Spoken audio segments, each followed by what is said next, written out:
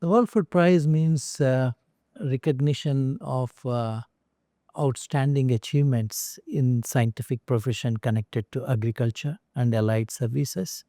And to me, that is undoubtedly equivalent of Nobel Prize for Agriculture.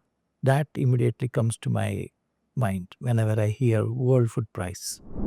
This is the real need of the hour. Dialogue Next provides an opportunity or a platform for various stakeholders, not just scientists, but also policymakers, the administrators connected to agricultural field, as well as farmers, most importantly, whose voices need to be heard, whose concerns need to be addressed, and whose capacities need to be empowered, and whose perspectives need to be understood for us to be more impactful in the work that we do. So Dialogue Next to me therefore is a unique conference, unique platform, unlike the usual conferences where mostly it's presentations, but here it is more like a dialogue. A dialogue is one where both voices are equally important and where you have to understand each other's perspective to be even more impactful.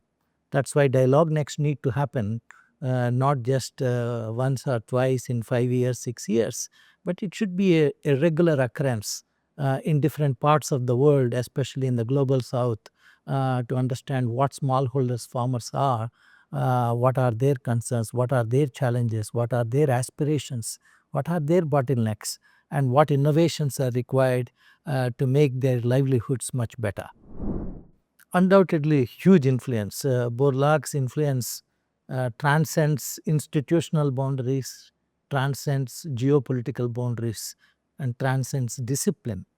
The reason is very simple. He is a charismatic personality who not only bridged science with the society, but also influenced policymakers and made them understand the power of scientific innovations and how these scientific niche innovations need to be supported, fostered, and bridged together for collective impact. And that's a unique set of traits which Borlaug carried to be able to form these respectful partnerships on one hand with the scientific community and on another hand with the deep connect to the farming communities wherever he visited, and constantly listening to them, understanding them, respectfully uh, presenting his technologies and gently urging them to change. And that's a very unique personality trait which we all need to emulate. What comes next? The only thing predictable in this world is unpredictability.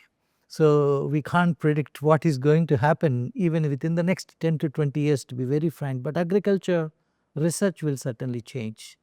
The way in which we have been extracting water and nutrients from the soil cannot be sustainable. Water is going to be a major limiting factor, especially for agricultural purposes.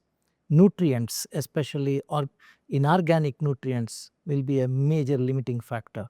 So, how do you continue to provide or get the best out of your crop plants and feed billions of people with lesser resources is going to be an enormous challenge.